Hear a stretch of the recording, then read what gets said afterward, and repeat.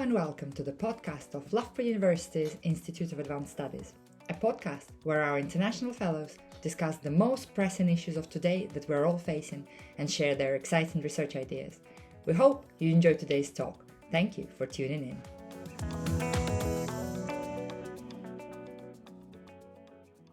Good afternoon and welcome to Loughborough University's Institute of Advanced Studies. I'm Professor Ksenia Chmut and I'm Director of the IIS. And it's wonderful to see so many of you here today. I was just saying to them that every time we have geography seminar, the kind of full room. So thank you so much for joining us. For those of you online, thank you for joining us as well. As always, we are here today to discuss very exciting, and I'm not sure boring. Don't think it'll be boring. A really exciting topic. In the last few months, actually, weeks, we've been talking about climate adaptation, climate resilience, kind of naturescapes, and it's really nice to see these topics coming over and over again. So we're really looking forward to Jeff's presentation today. Jeff is our residential fellow. He's with us for a month. Wonderful to have you here. And there will be a formal introduction in a second. Just a couple of housekeeping rules before we start. The seminar is recorded, and the actual presentation will be available online on our YouTube channel and also as our podcast. It'll magically appear on all those channels in a couple of days' time. We will be online for Q&A. So for those of you online, if you have questions, please post them online in that little window on Zoom. We will bring them on the screen, but the Q&A session will not appear in the recording. So please feel free to discuss whatever it is you wish to discuss. For those of you in the room, you will then be served lunch, so you please continue the conversation. No fire drills. We're keeping the door open today, so but it'll make if it's noisy, we'll close it down just to allow for airflow. I think that's about it. So Dan, over to you to introduce Jeff. Thank you so much. I think it is good afternoon now, isn't it? So good afternoon, everyone. It's a real pleasure to introduce colleague, friend, Jeff, to you all. Delighted he can be here with us in terms of sharing some of the incredible work he's been doing over a number of years.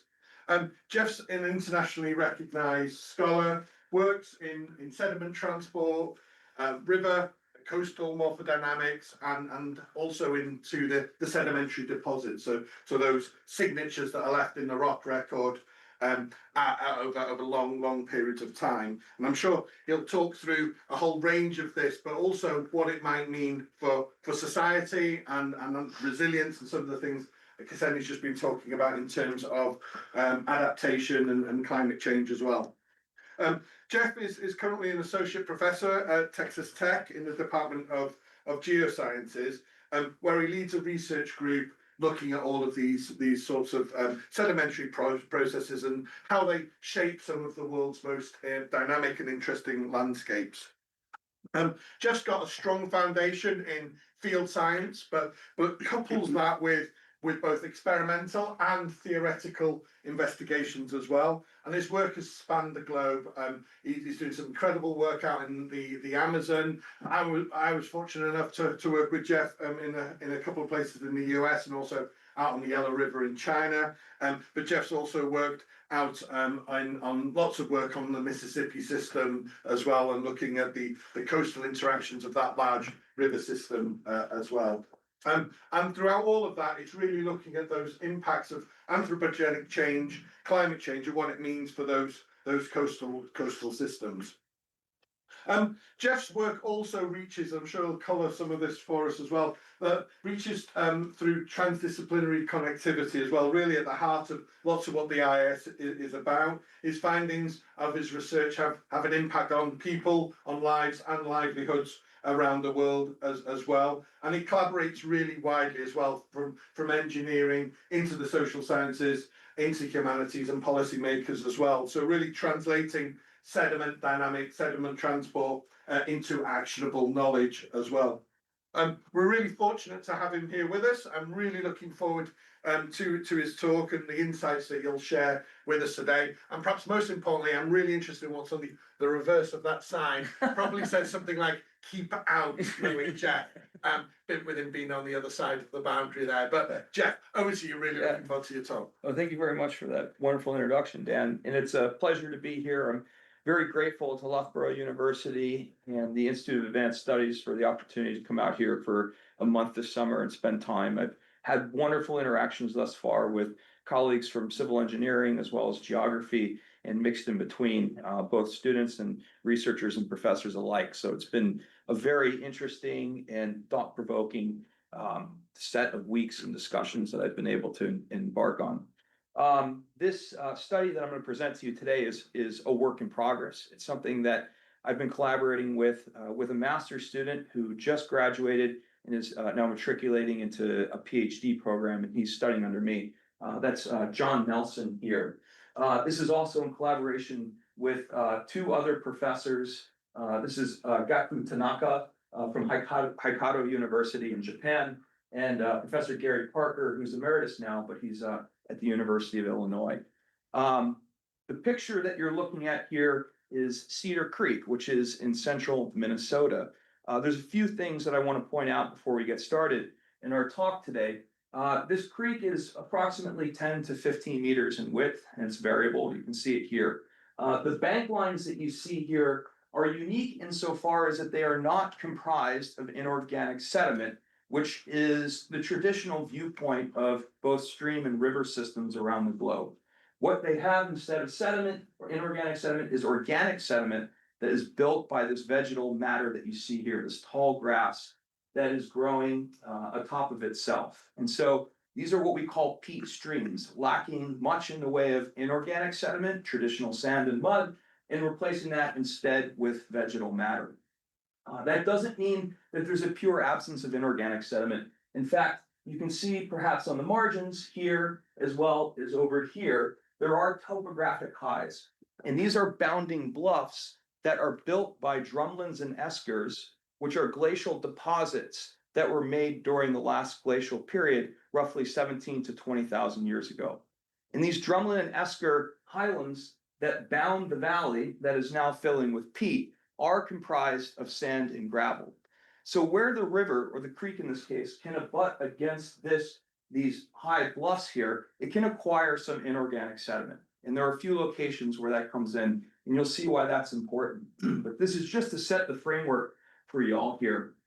One last piece, this is a fielded view that I'll show in a few slides, which will be demonstrating what this looks like during winter months. So bear this in mind. Because we're in central Minnesota, this is quite a cold climate for 3 or 4 months a year. Okay, proceeding. Why do we care about peatland systems? If we look at a map for the global distribution of peat, what we find is that it's bound between high and low latitude regions. And that can occur in both the northern and southern hemispheres. So you can see, just looking at peatland cover as a percent, where we go from 0 to 100 as shades of gray up to black, we find that there are peatland settings, for example, in the northern hemisphere, that extend across Alaska, Canada, parts of the northern United States, of course, here in the British Isles, all the way across Scandinavia and Siberia, extending basically across a belt that is contained roughly between 45 degrees north and 80 degrees north.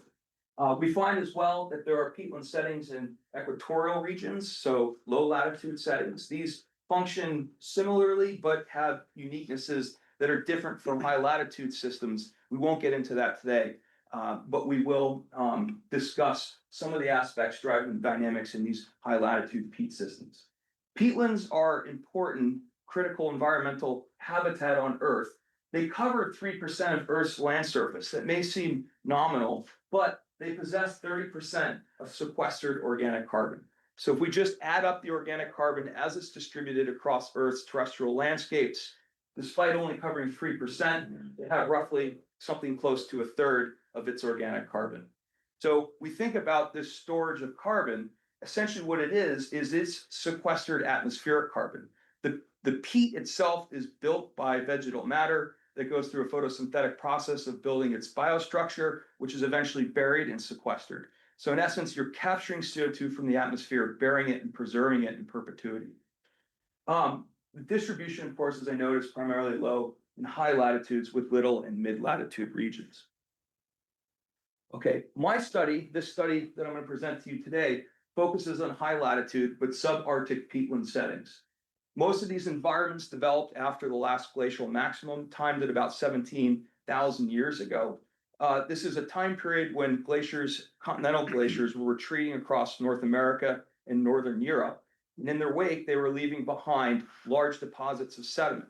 Those deposits of sediment have relief that are expressed in tens to hundreds of meters in terms of how they are variable in their vertical elevation. And in between those deposits, you can create valleys in essence. And those valleys are the locations where we begin to accumulate peat. So in the wake of the glaciers leaving, in essence, the water pooled in these valleys, and in its place came this vegetal matter that began to grow and develop into peatland settings. So in these peatland settings, they are defined as a condition where vegetal deposition, that is the deposition of organic matter, outpaces decomposition through bacterial respiration. So what this results then is the burial of organic sediment and accumulation of this material. The valley will then fill, so the valley over time slowly fills. And global compilation rates of deposition show that this is a very slow process, something on the order of 1/10 of a millimeter to 1 millimeter per year. So basically a meter of peat per 1,000 years. So if we're looking at a complete, 17,000 years since LGM, one would expect only there to be somewhere between 10 and 17 meters, roughly at maximum end for their thickness of deposition of peat in any given valley. There are hydrological agents that define peat systems, and you can roughly classify these into 3 entities. The first would be lakes. So this is an example of a lake setting here, where on the margins you're collecting peat, and these can vary in surface area for several hundred square meters to several acres. You also have bog settings, which is shown here, which is essentially lakes but are filling in with vegetal matter. You can see you have dispersed amongst this standing water here is grass that's growing amongst that water. And then finally, we have stream systems. And the streams are important because they connect lakes and bogs and essentially convey water through a valley setting itself. And so you need these streams to essentially convey and convect water through the peat systems that are contained within the valleys themselves. And this, of course, is going to be the focus of our discussion today. There's a word I use here called morphodynamic, and I realize that I'm talking to a diverse audience. So I'll just take a minute here to define this for you. Morphodynamic is just a field of study that looks at the interaction of fluid flow and sediment transport and how those two are coupled. And you can imagine that across most of Earth's surface, whether you're dealing with terrestrial landscapes or subsea landscapes, the movement of fluid and solid is incredibly important. Those interactions are important for driving morphological change. So morphodynamics is just a field of study that looks at these dynamic fluid solid interactions so as to change and sculpt Earth's land surface. So the morphodynamic evolution of peatland streams is a topic that's nearly absent in scientific research. There's 2 reasons for this, as far as I can tell. Peatland streams aren't dynamic over timescales appreciated by society. And what I mean by this is sort of couched in my title. They're boring. They don't move, at least from the observation window of humans. They seem to be rather stagnant. Whereas you can imagine, alternatively, an alluvial river or stream that carries a lot of inorganic sediment is laterally mobile, vertically mobile, and has a lot of dynamic ends to it that can also affect society. But peatland streams, in essence, are essentially well tamed, at least from the human perspective. They also tend to be in remote and isolated regions, so they're not really directly affecting humans, but nevertheless, as we'll see here, they do have a lot of important interactions with the environment. So the state of the art in terms of examining peatland systems, in particular peatland streams, has been looking at their vertical aggradation. And this is captured in a study published by a colleague of ours, Ken Dell, who's a professor at Wageningen University in the Netherlands in 2017. And essentially what he shows is a peat valley in 4 different stages, as you see here, with peat defined in brown and stream and channel deposits defined in red here. In essence, what he describes is a situation where you're filling and aggrading through time these peat valleys. He finds, for example, that the stream itself can aggrade vertically without any lateral mobility. Or in another circumstance, yes, it moves laterally, but then it pins itself onto the bounding wall of the valley itself, and then has nowhere to go but vertically, or grade vertically upward. Other circumstances are that it can essentially move laterally, hit another impingement point and aggrade vertically, or in this case where it looks like we have sort of a disconnect between channel deposits here and here, this would be the case in the Volgan where the channel wholesale switches within the valley itself here. So in essence, this is what we as a science community understand and recognize about peatland streams. It misses everything that we like to understand in terms of the physical evolution of these systems that allows us to model this quantitatively, namely the morphodynamic interactions. One last point I want to make here is that the lateral mobility of peat streams, if there is any, is responsible for liberating the vegetal matter that is otherwise on the floodplain itself. This liberation then renders it available for respiration. So in essence, moving the channel laterally, sweeping it across the floodplain of this peat valley system will unlock this vegetal matter and make it available to decomposition and therefore outgassing, thus breaking the sequestration cycle of essentially capturing and harboring that carbon. Alternatively, the vertical aggradation is what actually drives the sequestration of the carbon itself. So you have two end members here, lateral mobility, which is working to respire that peat, and vertical aggregate, that carbon, and vertical aggradation, which is working to sequester that. Okay. Peatland stream migration is incredibly slow, to the extent that with satellite imagery, we find very little to no movement. And this is captured in a series of satellite images that are taken over basically since satellite data became available in the 1980s to modern times of Cedar Creek. And what you can see is that over time, it looks like the position of the stream is held relatively constant. So there's little to no movement in the observable time frame of observation that includes satellite images. So for any stream system, large rivers all the way down to creeks, we define a characteristic timescale of migration. And this is just to say how fast this system can migrate. And it's meant to be independent of the size of the channel. And what we do to characterize this migration timescale is divide the channel width, a length, by the lateral migration, a speed, which pops out a timescale. For peatland systems, to the best of our knowledge, we're dealing with migration timescales. That is how long it takes this system to migrate one channel width on the order of thousands to tens of thousands of years. So 10 to the 3 to 10 to the 4 years. This is in stark contrast to traditional rivers that carry loads of alluvial inorganic sediment. And this is a great example from Brazil with the Ucayali River here. In essence, what you see is migration of this channel system over the time frame of the observation window of the satellite images here. You see things like point bar growth and development, cutoffs that are developing here, oxbow lakes, scroll bars, all kinds of morphological indicators that suggest that this river is highly active and mobile across its floodplain. And we think that we assert that the difference between alluvial rivers and peat rivers is the fact that inorganic sediment, in particular sand, is a driving agent for mobility of the channel system across its floodplain. So when we think about rivers, we tend to have this sort of conception in mind. And indeed, if you do a global compilation of timescales of migration for traditional alluvial rivers, you get something that's on the order of 10 years to 100 years, meaning that it takes about a decade to a century for the channel to migrate one of its widths across its floodplain, which is, again, several orders of magnitude lower than what we find for peat streams. Okay, what other differences exist?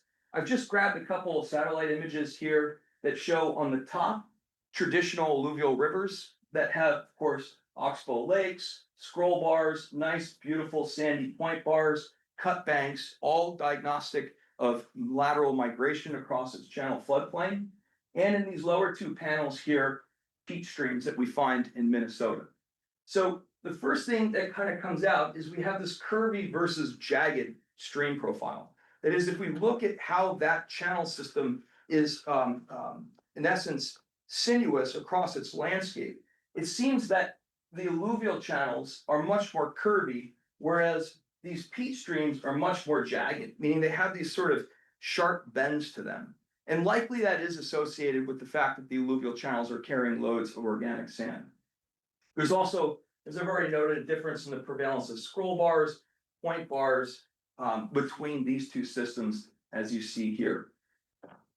What this does is lend to some very interesting hydrodynamic operations within peat streams. Traditionally, in alluvial systems, and just back up one slide here, where you have flow that's moving through the channel system, there tends to be the high velocity core, what we call the thoweg. The highest velocity of the water flow is impinged on the outer bank line, and the low velocity of the flow itself, laterally speaking, is closer to the bend itself, so within and on the point bar. But if we look at data that are collected from peat stream, we find the opposite effect here. So this is a channel system from Japan that my colleague Tanaka and I worked on several years ago. In essence, again, you're looking at a peat channel, you're looking at a bend segment, so the channel's flowing in this direction and coming this way. And what we've done is collected velocity data across this channel system. And what you find is on the inner bank, the hotter colors here, the reds and the oranges and the yellows, which indicate higher velocity, are essentially on this inner bank, whereas the slower velocities, in fact, are on the outer bank, which again is opposite to traditional alluvial rivers. So right away, we note that there is something fundamentally different in terms of the hydrodynamic conditions between peat streams and alluvial systems. So we have some set of observations and we developed some hypotheses regarding the behavior of peatland streams. So what we're hypothesizing then is that this dense vegetation along the bank lines is highly resistant to erosion, limiting the mobility of the channel system itself. With minimal inorganic sediment, namely sand and mud, there is little material to build bars that we know is effective at deflecting the high velocity water flow and creating a scour condition that lends to mobility of the channel. But there must be some alluvial material present within peat channels, because otherwise over time, vegetation would encroach on the channel, in essence, close it off. And we have examples of this in nature. This is quite literally called the Dead River in Minnesota, which is a peat stream or a former peat stream that has been completely closed off. Now, in essence, just sits as a grassy lowland landscape here. So in this case, the peat stream closed through time due to the encroachment of vegetation. So we think there's some amount of inorganic sediment that's necessary to transit through these peat streams to operationally keep them open, but you can't flood it with inorganic sediment like sand. Otherwise, you just transition it into a traditional alluvial river. So there's some sort of, well, what I'll say is Goldilocks condition that defines not too little, otherwise you kill the system, and not too much, otherwise you transit into a alluvial river channel system that allows peat streams to stay operational. Okay, that's sort of a bit of the background. We care about the lateral migration of peat streams, namely because there are a number of studies showing that high latitude regions where we have lots of peat sequestered are experiencing significant environmental change, namely warming of the climate and increased hydrological cycles. What this means is that there's more intense rainfall, there's more intense runoff in the systems itself, and we don't understand to first order how runoff controls the mobility of the streams and therefore the potential to liberate or get stored organic carbon. So the first principle, having a model, quantitative model that defines migration of the peat streams is necessary to even begin to scratch the surface of how an increased hydrological cycle could affect storage of peat in these high latitude settings. There's recent interest in organic carbon sequestration and release from floodplains due to this channel migration habit. Much of this work that has been emerging in our community, both in Europe and North America, has been focusing on alluvial rivers, and little of it has paid attention to peat systems. So the two citations I provide here, are recent studies that have come just describing alluvial channels, traditional alluvial channels in high latitude climates, with recognition that migration of these channel systems as it's enhanced with global warming is in fact liberating much of the floodplain sediment. And perturbations to morphodynamic operations have a significant impact on the storage and release of organic carbon. So I think we've gone through this in essence enough, and that is essentially vertical aggradation stores carbon, lateral migration liberates it. Okay, so towards an understanding of dynamics of peatland streams, we have a set of research goals here. The first is to quantify the mobility habits of peatland channels. And you think this would be a relatively straightforward operation, but it's not, namely because, as I described before, the channel dynamics are on timescales that are much greater than the observation window of satellites and humans for that matter. We want to test the applicability of models that have been developed for alluvial channels to peatland streams. That is, we have loads of models for alluvial river systems that we can use to describe and predict movement of those channels, namely lateral movement, but we don't know if they work for peatland systems. So we're stuck here trying to reconcile whether or not we can take these pre-existing frameworks and apply them to peatland streams. And for that, what we need are loads of field data to constrain model input parameters that are necessary even just to describe the movement of alluvial rivers. Okay, the last piece here is to compare estimates of channel migration between numerical models and observational methods. So you'll see in a moment here how we go about constraining lateral mobility and how we go about building this numerical modeling framework that we can use input data for collected from the field to make a comparison between both observations of mobility and predictions of mobility through physical modeling. Our study site is a location known as Cedar Creek, which you can see up there. It's in central Minnesota. This is the state of Minnesota. Sorry, I don't have its proximity in North American map here, but it's central United States, Canadian borders just to the top here. The town of Minneapolis, the largest city in Minnesota, is just to the south here. The catchment for Cedar Creek is outlined in red, highlighted in red here. It's tough to see. It's in the stipple black line with Cedar Creek in blue here. Our study region is here, and I'll just advance one slide where we just examine this stippled region in here. So this is the actual catchment of Cedar Creek. It's not very large. It's, there's 8 kilometers there. So you might get, if you squint your eyes, 24 or 30 kilometers worth of length out of that catchment. I'll point out that the different color schemes that you see here are elevations of the landscape reference to sea level. They're not mountains that exist here in central Minnesota, right? We're only looking at a difference in this elevation map of 300 to 207 meters. So roughly 30 meters across this landscape of elevation difference. A couple of important things to point out though, this black box is the field of view for our next slide, which is our research focus site. It happens to be in the Cedar Creek Ecosystem Science Reserve, which is sponsored and operated by the University of Minnesota. But what you can find here, if we do a close-up here, is that there are high spots and then there are low spots that exist where this creek is flowing through. And as I mentioned in the introduction here, these high spots represent glacial deposits. They are these eskers and these drumlins comprised of sand that in some cases can extend 15 meters above the adjacent valley floor that you find here.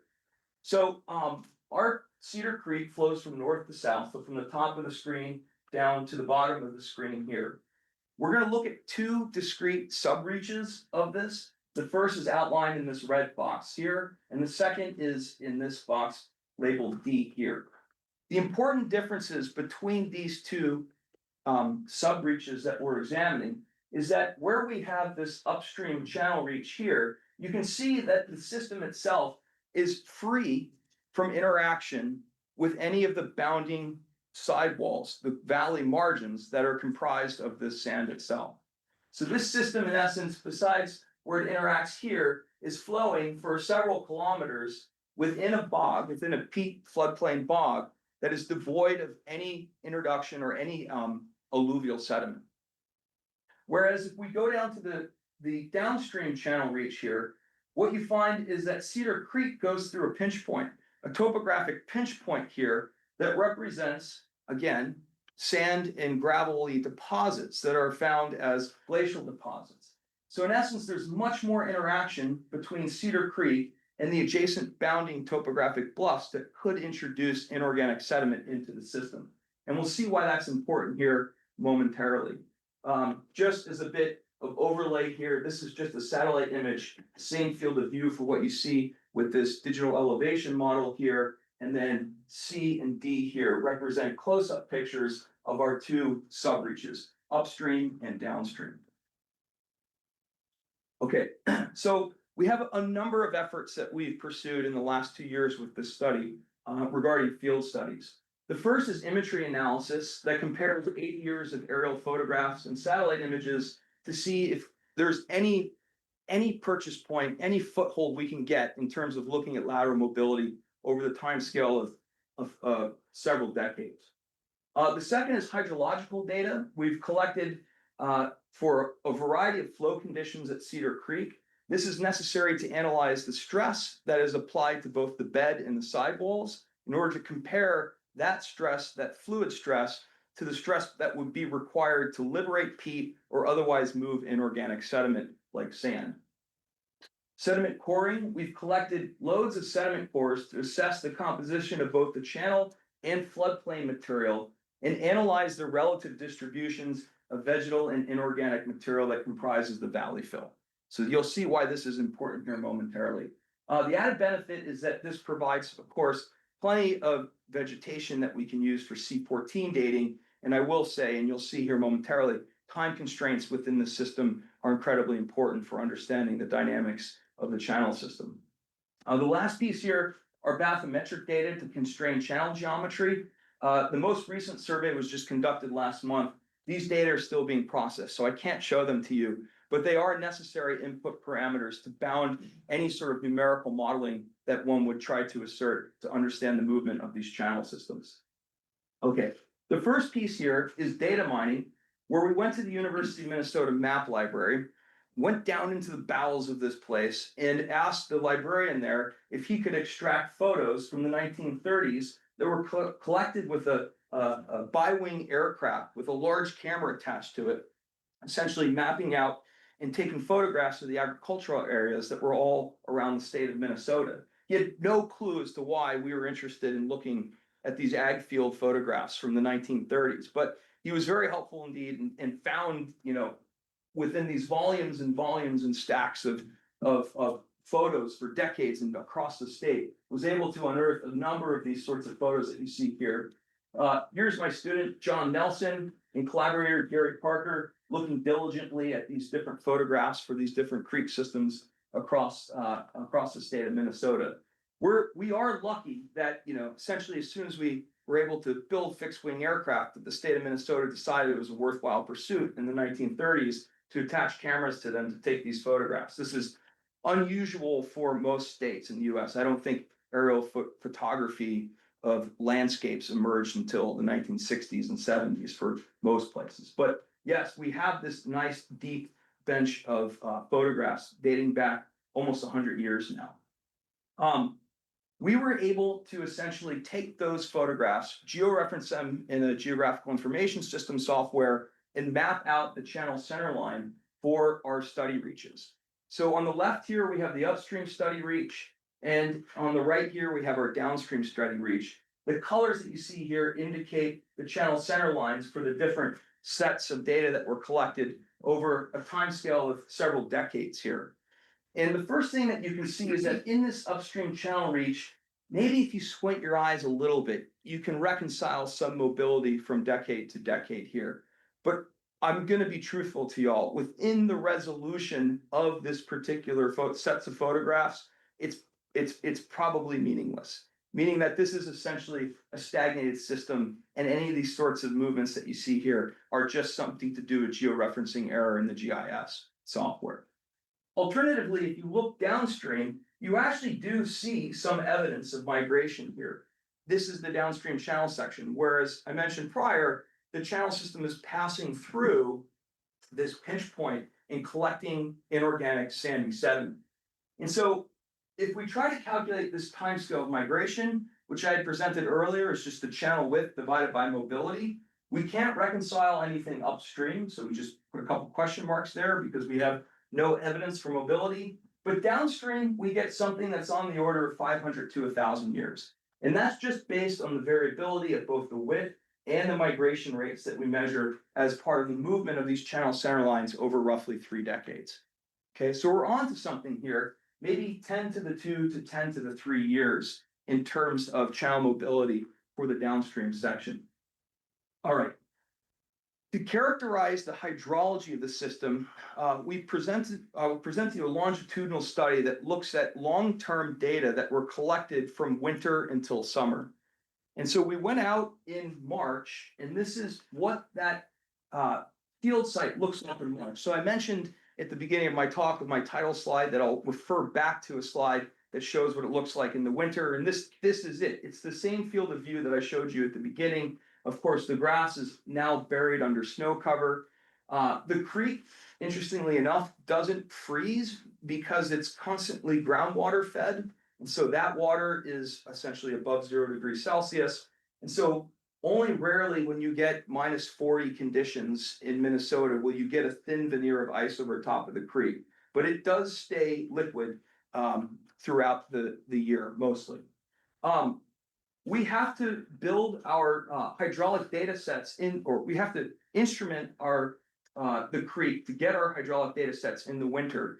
And that's because in the spring, there's a condition called a freshet, which is usually when you get mass melting of snow that's coupled with extreme spring rainfall events that produces the flood conditions that would probably drive morphodynamic activity of the stream itself. So this is just a field shot of my student John, again, out here making survey measurements. You can see you have to put on your warm weather equipment and your snowshoes, come out and work diligently. I'm not gonna lie, March is not a bad time to work there. You get 12 hours of daylight. It's, 0 to 5 degrees Fahrenheit during the day, and it drops below freezing at night, but it's not -30, right? So it works just fine. And so here's John out here working diligently. What we placed were a number of paving stones that had a number of different instruments that were placed upon them. This is what we call pressure transducer, and what this measures is pressure of water that converts to depth, so we can check depth variability over time. And this is called a current tilt meter, which actually, when it's submerged, floats vertically and has an internal gyroscope that can actually access what its angle is as the flow is moving past it, and based on that angle can calculate a flow velocity.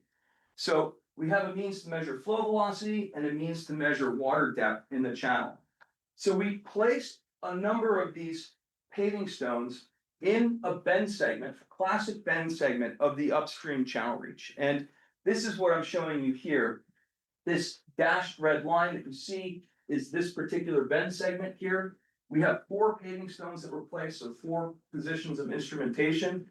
Upstream, in the bend section itself, I'll denote the inner bend is noted in blue here, the outer bend in red, and downstream here, which is this black point. So just keep that in mind, blue, inner bank, red, outer bank. So what we're going to do now is look at velocity data across the time domain of our observational window. Flow speed is on the x-axis here from 0 to 1.5 meters per second. Time from March through to May is on the x-axis here. Excuse me, flow speed on the y-axis. What you note is that during low discharge conditions, relatively low flow speed, roughly 30 centimeters per second, the blue, which again is the inner bank, and the red, which is the outer bank, have a velocity structure that is consistent with what we know about other peat streams, namely the inverse of what we find for alluvial rivers. That is, the outer bank is slower than the inner bank. Okay, but when we go into our freshet period, which is shown quite distinctly here, where we get these high flow velocities because of the flooding conditions, you can notice that there's a swap between the high velocity core from the inner bank to the outer bank. as the creek system floods its overbank, floods its floodplain, goes overbank. And so, interestingly enough, the hydrology of the system does a whole-scale swap during a flood condition through which we have overbank flooding. And then once we get back into a background level here, and once we pursue into May here, once we come into May here, we see that we actually flip it back to the traditional peat stream design, that is higher velocities on the inner bank and lower on the outer bank. Okay, so we have this swapping of the Thalweg high velocity core, inner and outer bank, for this peat stream during the flood condition. This is a game camera time series images that were present at our collection site during this freshet period. So this will cycle through from about March into about April, and just give you a general sense for what this looks like during the spring freshet and the flood period across our timescale of observation. So you can see, of course, winter, we have lots of snow, and then some turkeys that are moving around there. And then we get right here our flood, right? So everything floods at that point right there. So that is our freshet, and it's that period where we get the high velocity flood discharge conditions and the swapping of location of the high velocity core.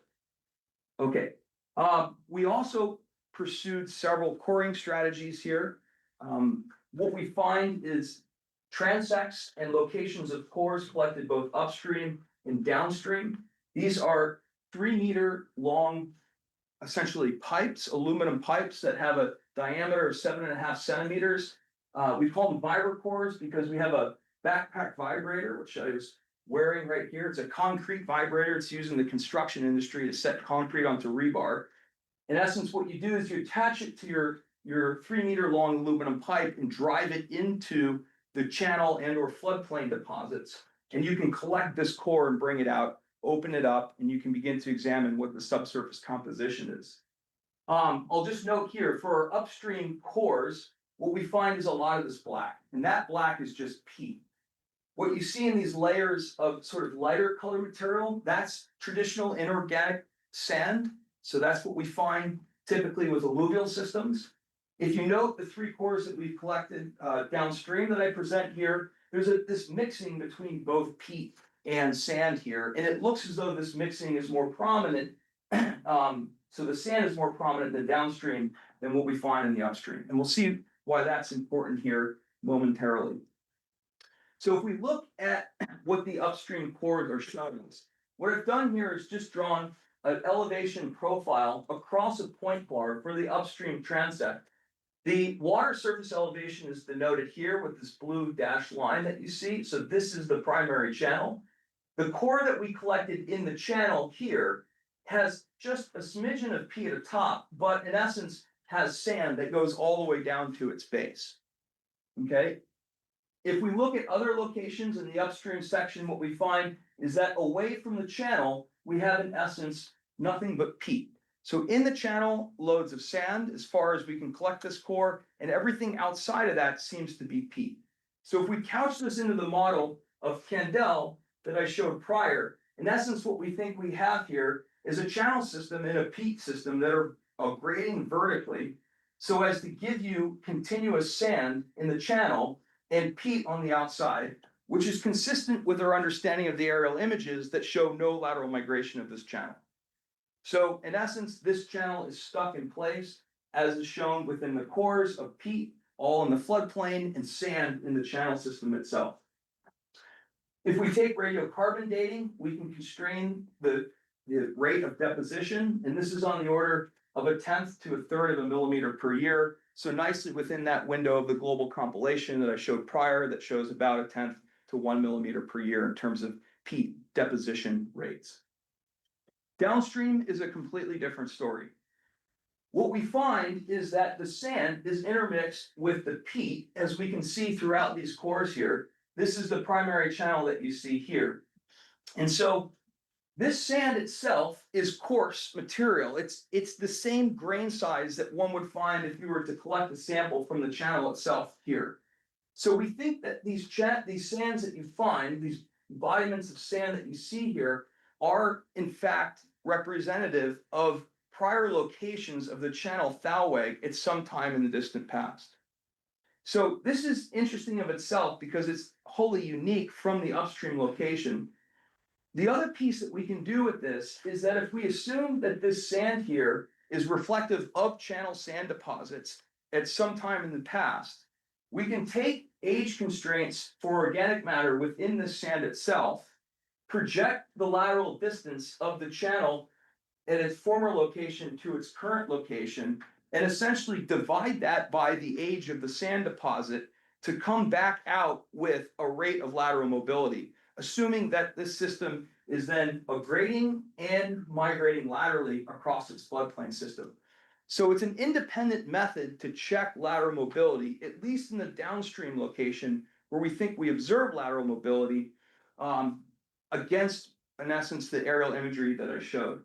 So these estimates show lateral migration on the order of 4 to 11 millimeters per year, which gives us a timescale of migration for about 500 to 1300 years, which is inconsistent with the independent means that I showed prior, namely through the aerial imagery. Okay, so there's lateral migration, but I assert it's still boring. And the reason why is because if we look at migration rates versus channel width, for a collection of terrestrial fluvial systems all across Earth, what we find is that our peat streams here in Cedar Creek, Little Cedar Creek, Minnesota here, is still several orders of magnitude slower than what we find for comparatively sized systems that are fully alluvial in nature. So yes, there is some lateral mobility that we can observe and we can measure here, but it's nevertheless very much significant factor of 100 times slower than what we would expect based on the distribution of alluvial systems from across Earth. Okay, so again, very slow, but perhaps meaningful and important. The next step to the study is to adapt alluvial-based models to estimate channel migration. And you have to bear with me here. We're going to walk through a bit of numerical framing here. And this is the last piece that I'll show you here for this study. But in essence, what we want to do is calculate the rate of channel erosion, the sigma that we see here, and assume that it's equivalent to the lateral migration over a timescale of centuries to millennia. So fortunately, as I mentioned prior, there are loads of modeling frameworks that have been developed for alluvial systems. One of them describes erosion, channel erosion, as a function of stress applied on the bank line by the moving fluid to the stress necessary to actually liberate or move whatever is comprising that bank line, whether that be peat or inorganic sediment. And so we have some other dimensionless coefficients that go into this equation here. I won't go into the details of that. We're happy to discuss later if you'd like. We can calculate this tau bank, the stress applied to the bank line, as it's related to the boundary shear stress through this formulation here. We can calculate boundary shear stress based on the input data that we measure during our flood discharge conditions. So this is where velocity and flow depth become particularly important. And of course, we have constraints for that based on our measurements. So we have boundary stress, we have bank line stress applied. The question is how do we get this critical stress of mobility? And of course, there's loads of both empirical and theoretical frameworks that describe the physical basis behind calculating critical stress for a number of different entities, whether that be sand or mud or peat itself. So when we run through this modeling framework, what we describe is that the boundary stress on the bank line calculated for low to flood flow conditions ranges by about a factor of 10, maybe 15 here. So, right, we have about 0.03 pascals during low discharge, up to about a half a pascal during flood flow events. The problem is that the critical stress of mobility is roughly 1,000 times greater for peat than what is applied to the bank line. Okay, so that gives us a sense for why there's an expectation for no movement of the channel in the upstream region. Simply put, you don't have enough stress to liberate and move that peat, so everything's stuck in place. The only thing you have is vertical aggradation, as our core showed. Okay, this implies that the stress applied at high flow conditions is insufficient to erode peat. However, the critical stress of mobility for sand, that is the sand that we find in the channel and in the cores, is something on the order of 0.27 to 0.34 pascals. So this would be for 250 to 500 micron sand.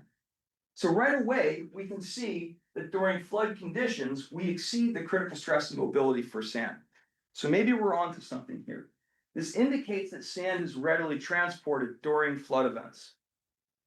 If we use the critical stress and mobility of sand in our modeling framework that I provided in the previous slide, we calculate a migration rate of 9 millimeters per year, which gives us a channel migration timescale of 600 years, which again is entirely consistent with the two independent methods that we produced for calculating channel migration, namely the radiocarbon dating, which gave us 490 to 1280 for a channel scale or migration scale, and the imagery analysis through the photographs, which gives us 500 to 1,000 years.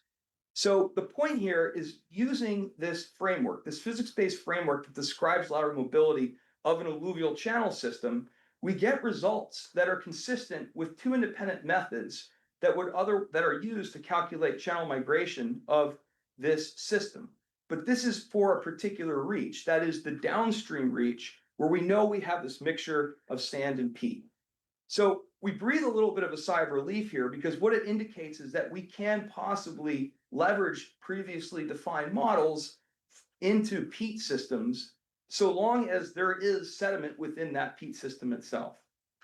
Okay, this is the last bit, and then I'm done here, I promise. The implications, hypotheses, and ongoing work. Sand is intermixed with peat to form bankline or floodplain material, and the sand is eroded so as to destabilize peat deposits. This is our working hypothesis at this point. In the downstream reach, in essence, you have, as our cores show, this interlayered mixing of both peat and sand. And where the channel itself, and the flood flow in particular, can route and mobilize sand, erode that sand, it can, in essence, get into a sand layer, transport that sand out, and undercut the overlying peat deposit, which we hypothesize is what's creating sort of a failure condition of that peat, and then allowing the channel to widen.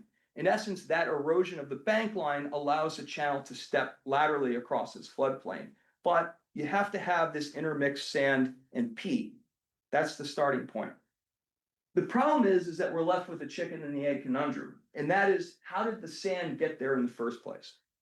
So what we know from traditional alluvial river systems is that to integrate sand into the floodplain, the most appropriate way to do it is to allow for the channel to migrate laterally across its floodplain, thereby building point bars that are subsequently buried through overbank deposits. But without having sand there to begin with, you can't migrate the channel. So we have this bit of a conundrum. Once you can trigger mobility, yes, you can incorporate sand into the floodplain deposits, but without the sand being there in the first place, you can't have the channel mobilize. So this is where we're stuck at this point, this chicken and the egg situation. Presumably, proximity of the channel to the source is necessary to introduce inorganic material. What I mean by this is that the channel does indeed interact with these bounding bluffs that are comprised of inorganic sediment. Presumably, that's where that sediment is being introduced into the system so as to incorporate it into the floodplain deposits.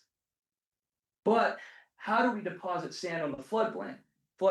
An obvious choice would be overbank deposition. That is, during floods, we suspend that sand into the water column, and then when that sediment-laden water goes over its floodplain, as I showed it does in the video images that showed the freshet flooding the floodplain, it can put down a layer of sand that can be included into the floodplain deposit. The problem with that is that the material that we're suspending is significantly finer than the median grain size that we find on the bed itself. And so what we've done is actually shown what the grain size distribution is for those overbank deposits, which we collected after our spring freshet. And if we look at how we should compare that to both a sand bed model versus an overbank model, versus a mud model, is that it looks like it's a mixture of both muds and sands, but it's still the finer fraction of the material that's being introduced to the floodplain. It's not this coarse 250 to 500 micron sand that we find in the floodplain deposits in the lower channel reach. So it seems as though this idea of presenting sand into the floodplain through overbank deposition is a non-starting point. So we're back to our chicken and the egg situation. So we're not really sure how we trigger lateral mobility. This is the point that we're at right now, and we need to crack this nut because we have to resolve this in order to describe how changing channel hydrology, which we can predict, so we can work with our atmospheric sciences colleagues and our climate colleagues to understand how this region should expect to experience changing hydrology as a function of climate change. We can use that as an input parameter into our modeling framework that we know works for describing lateral mobility of the channel system. Presumably a greater hydrology through intensified hydrological conditions would access more sediment adjacent bluffs and introduce that into the floodplain itself. But until we can actually model this, it's not possible to actually say how changing hydrology will impact the mobility of the channel system. Okay, so just a couple quick conclusions here. Key factor for controlling channel migration in peatland streams is the presence of inorganic sediment. In essence, you have to remove that sand from the bank line itself to create a condition that undercuts the peat and collapses the peat into the channel. The second here is that the introduction of sand in the system is a function of proximity to the bounding glacial bluffs, as well as a hydrological cycle where presumably flood conditions access that sand and bring it into the channel and floodplain system. Lateral migration of the channel is enhanced. The effectiveness of peat systems to sequester organic carbon diminishes. And this is because, as I described earlier, as it migrates laterally more effectively, it's liberating rather than sequestering peat. And therefore, the exchange with the atmosphere would be sort of one-way direction toward the atmosphere. So questions abound about how we move coarse sand into the floodplain deposits. And this is subject of ongoing and future work. So thank you for your patience, and I'm happy to take questions.